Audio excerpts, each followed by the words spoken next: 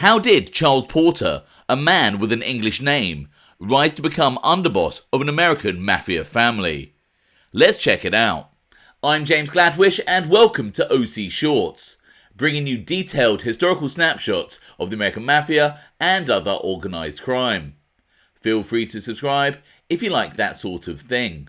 Today, we are going to take a quick look at Charles Chucky Porter, a mobster with an English name, who rose to become the underboss of an American mafia family.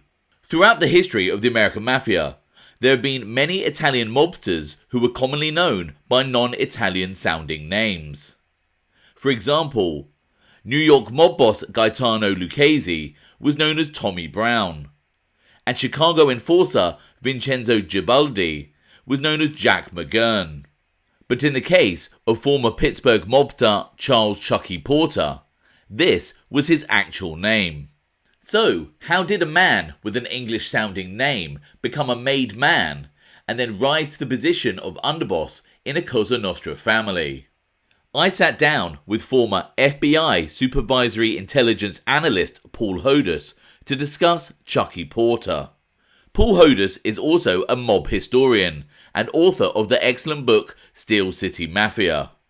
So Paul, before we discuss Chucky Porter's criminal career, let's address his name. So traditionally, Porter is an English surname. I think it derived from the French word portier, meaning doorkeeper. Can you tell us a little bit about Charles Chucky Porter's heritage? Sure, yeah, that's definitely one of the unique things about him that people talk about a lot. So, as far as his heritage goes, like on his mother's side, and I might be mispronouncing this, but Gialinella, that's definitely Italian. Her family hailed from basically east of Naples in the Avellino area.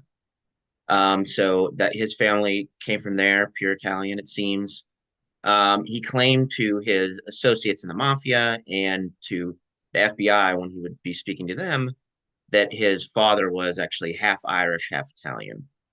However, after looking into some of that, his ancestry, it does appear that his family goes back in basically living in Texas. I couldn't really trace it back farther than that and dig too deeply into it, but there is a possibility that even on his father's side, there wasn't really any Italian blood, despite his claim. But he was half Italian on his mother's side. Okay, so that's interesting because obviously he was inducted in 1986, I think about the age of 52. And obviously traditional rules back in the day, like when it first kind of the earliest part of the mafia in the United States, both your parents had to be Italian. And I think it was in the late 70s, maybe around 77, they kind of loosened the rules a bit, so only your father had to have had Italian roots. Hmm. But in the case of, hence why all the Italian surnames. But in the case of Chucky Porter, as you've alluded to there, he's claimed his father was half Italian, but that might not have even been the case, and it was only his Hmm. mother who was purely Italian. So when he was inducted in 1986, was there any kind of question around his heritage at all? So, not at that time that I could see. There were people in the family, uh, leadership wise, the consigliere specifically, who seemed to have had misgivings about him because of his drug business and things like that. I really never saw anything specific or heard from anyone, talked to anybody who was around it there during those years where that was a concern. And as Al Diarco from New York's Lucchese family said, who had close ties to the Pittsburgh family through blood relations, basically, um, he said that Pittsburgh did things differently. There was a way that they did things that was different.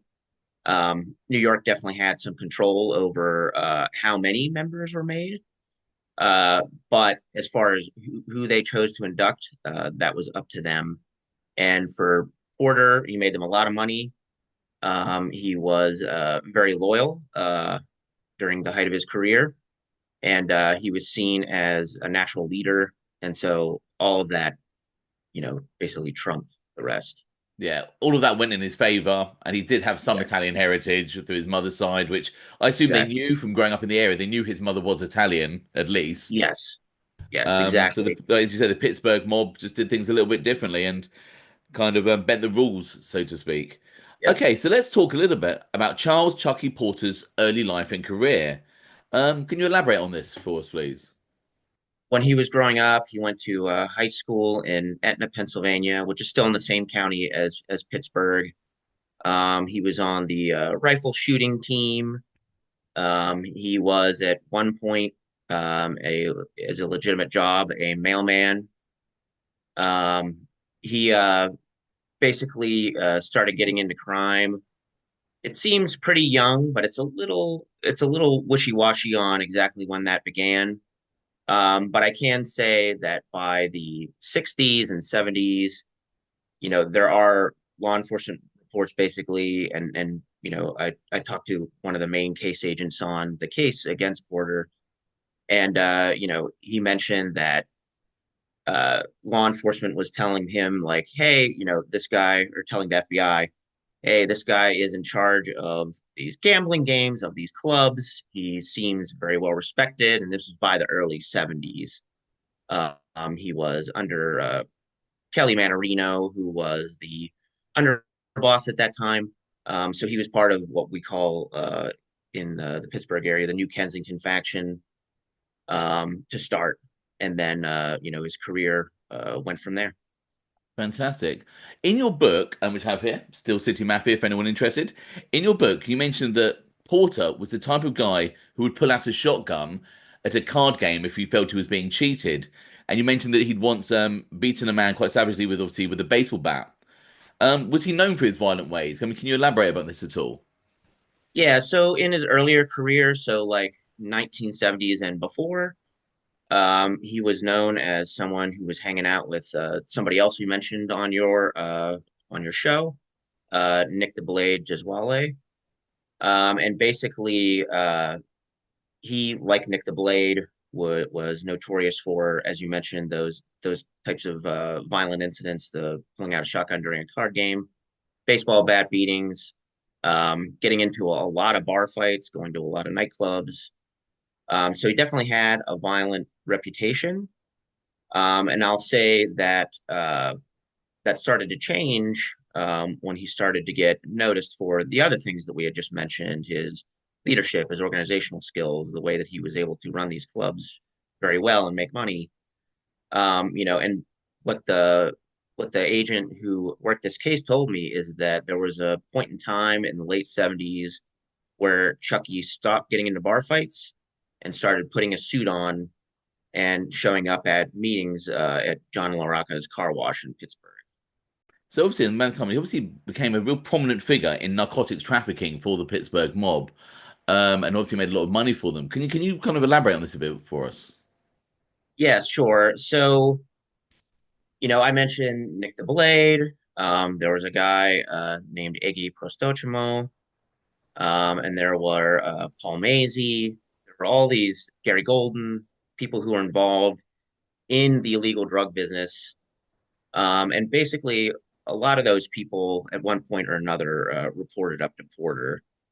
So I would call Porter basically, the head of that sort of sub drug organization of the Pittsburgh family. He was the one who was more hands on with it, as cash was moved to him from his underlings. And he would help settle disputes between people at his house sometimes, or in other places as well. But basically, all of those drug profits flowed through him, and then he kind of uh, not necessarily clean them, but the boss at the time, Mike Genovese, wasn't asking him where this money was coming from, and I'm sure that he knew to a certain extent that, hey, this some of this money was drug money, and they were taxing drug dealers as well that were non-mafia affiliated. And then also to talk about where they got them from. So one of their connections, I'll mention two of their connections: Erwin Levy and then Ramon Sosa down in Florida, who had connections to the Colombians, who were then importing the cocaine. And then they were also selling other drugs like quaaludes and marijuana too. But as you know, in the 80s, it was called the cocaine craze. So that was the bigger profit there.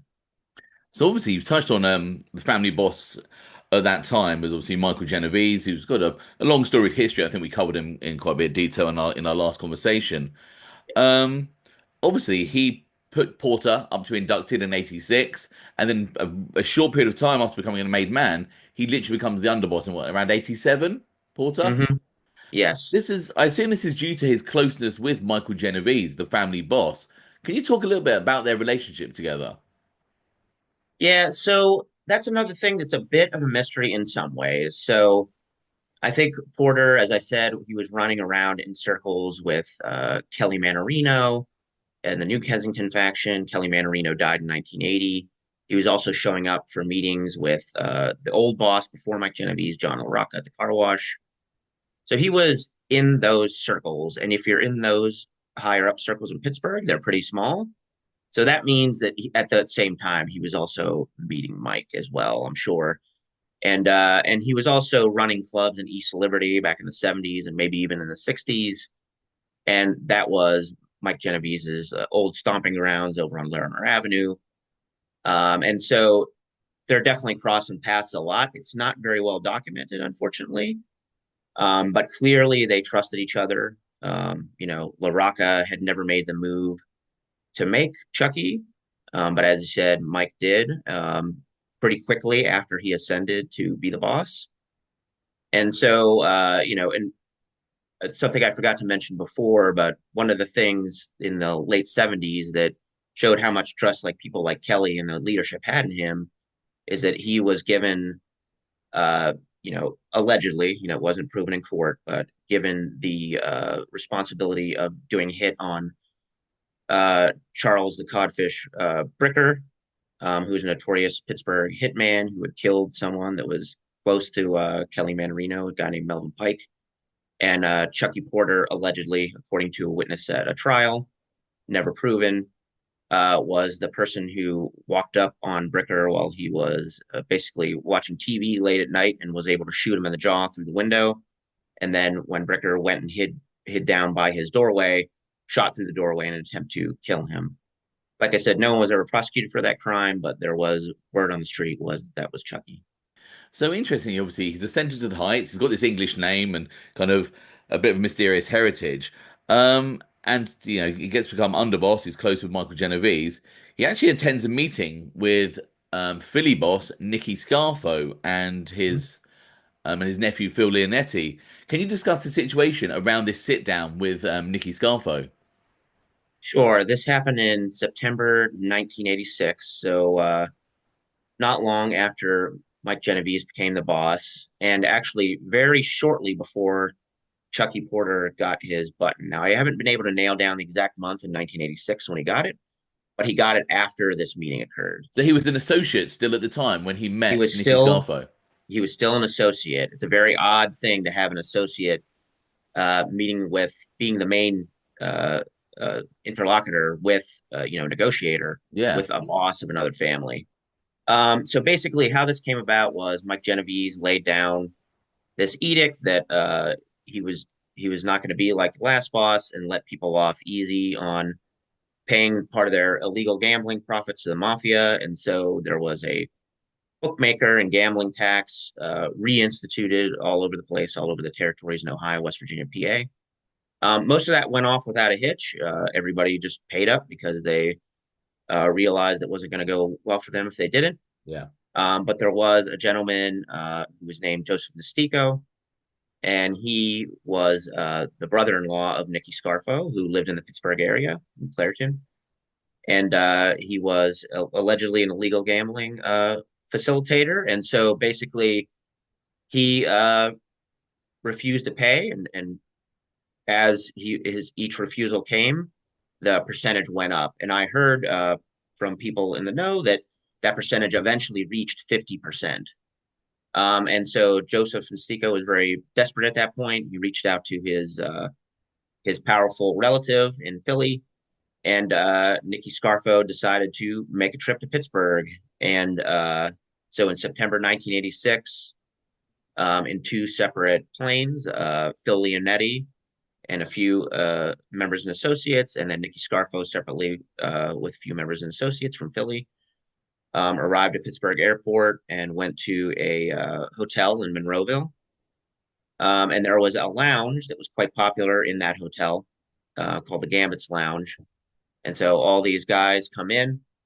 Phil Leonetti testified about this. As you know, he became an informant later on in the 80s when Scarfo's regime fell. And basically, he told everybody that, in the court at the time when he was testifying at trial, that he arrived for this meeting, and in the hotel lobby there to greet him was an older Pittsburgh member named Joe Sika, who was introduced to him as a made member.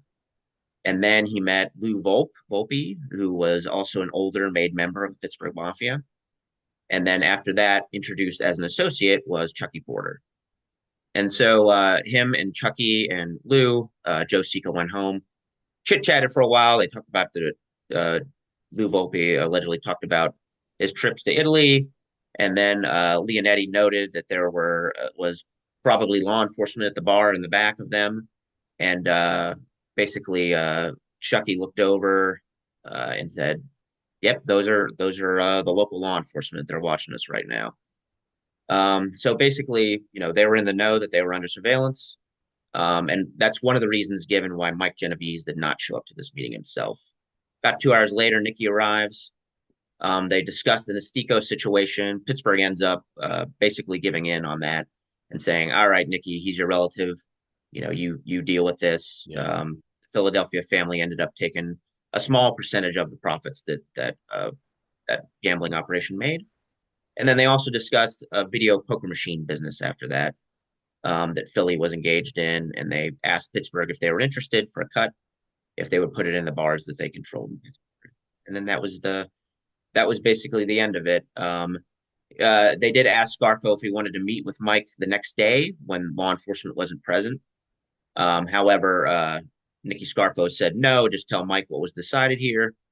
And then the next morning, the FBI followed Chucky, and he met up with Mike Genovese in the parking lot of a local business, and they walked and talked for a few minutes. And presumably he was updating him on what happened at the meeting, and then hopped in their cars and went their separate ways. Interesting.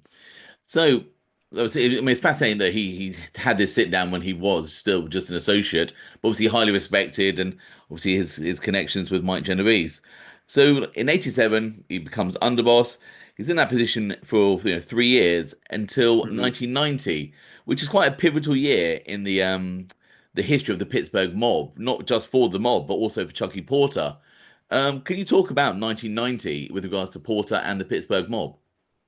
Yeah, so in April of that year, Chucky Porter, who was considered to be the right hand man of Mike Genovese, and Louis Rauchi, who was considered to be the left hand, were both indicted and arrested for mostly for drug connections. Obviously, illegal gambling played into it too, but the drug connections that both of them had to these pretty large drug organizations for Pittsburgh anyway, selling, if you add it all up, thousands of kilos of coke and other drugs. And there were a lot of people who were arrested prior to this, like in the year or two before that, maybe even 3 or 4 years before that, who were close to Porter when he was not wearing suits, when he was more in his bar fight phase, who were knew all about his past, who knew about his past crimes, who could sort of fill in those blanks about his links to the crime family. And Porter at his trial was called to testify, and his defense strategy included that, but it didn't go that well. He was basically grilled by the prosecutors and was just denied everything that they said instead of getting a little bit more specific and explaining why their theories were wrong. It was not a very good performance defense wise.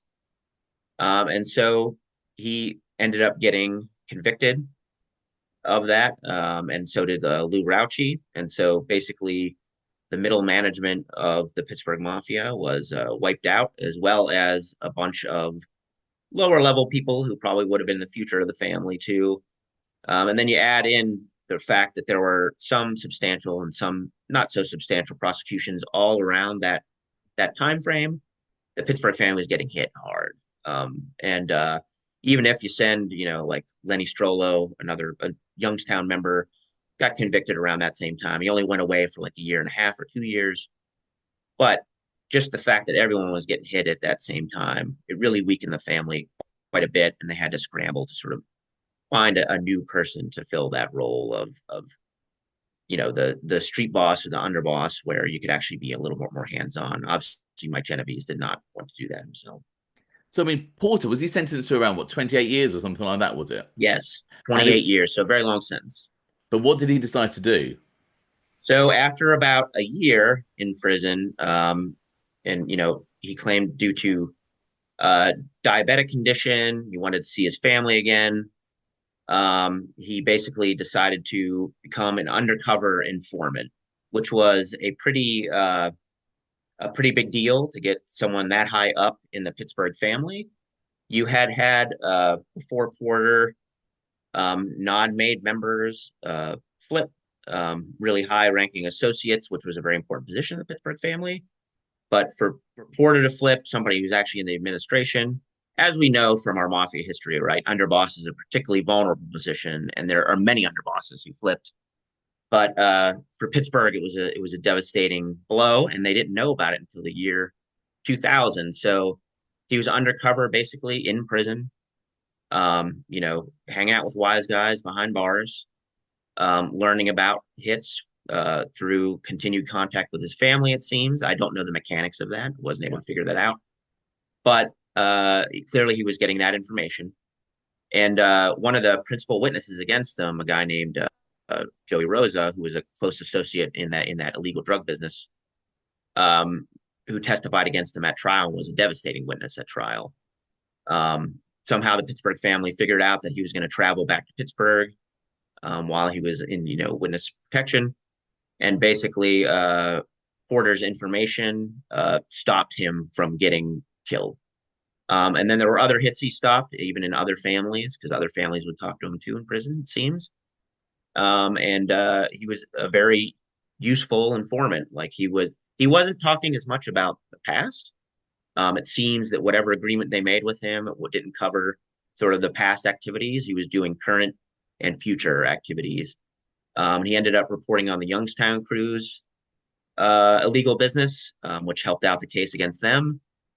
He reported on Sonny Sansudi's illegal gambling ring, which was helpful to the FBI as well. And then also there was a scheme to take over an Indian casino in California, the Rincon Casino, and he also reported on that as well. So he was still clearly in with the family while he was in prison, and they were feeding him some information there. So as a reward for his cooperation and his undercover informant work inside, he was released early. What year was Yes, that? it was 2000 time frame, and that's when the FBI agents went out and actually said in public what basically he had provided.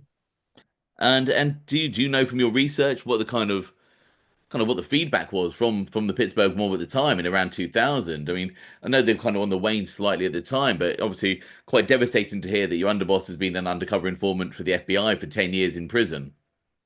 Yes, and so it solidified, I think, the family's resolve to be very careful with who they deal with.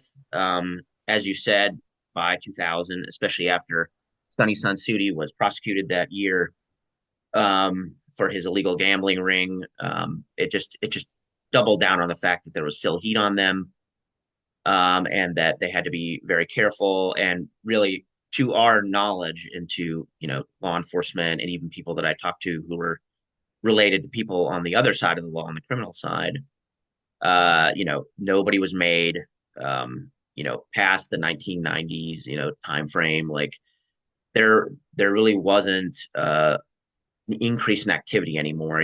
After Mike became boss, you saw this pretty hefty increase in activity on the drug side and also the gambling collection side. A lot of that was dialed back after the 1990 trial, and then it made it all the more apparent in 2000 when they learned that Chucky betrayed them. There's a little bit of talk that I heard from people who talked to me after I published the book about Mike Genovese and Chucky running into each other in Pittsburgh after he was released and basically just ignoring each other.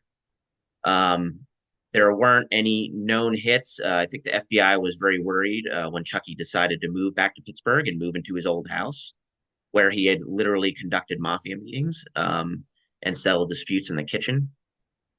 He So moved sorry, back to Paul. the There was same there was no place. witness protection for him. He just got released early from prison and eventually Yeah, moved back to the Pittsburgh area with no E- ramifications, no comebacks, nothing. yeah, exactly. Like there was clearly a decision made not to touch him, and he lived out his life until 2016, and in his old house that everybody who was in the mafia with him had probably visited at some point or another. So he made that decision to just live out in the open again. In the comments below, let me know your thoughts on Pittsburgh underboss turned informant, Charles Chucky Porter. I hope you found that interesting. Thanks for watching.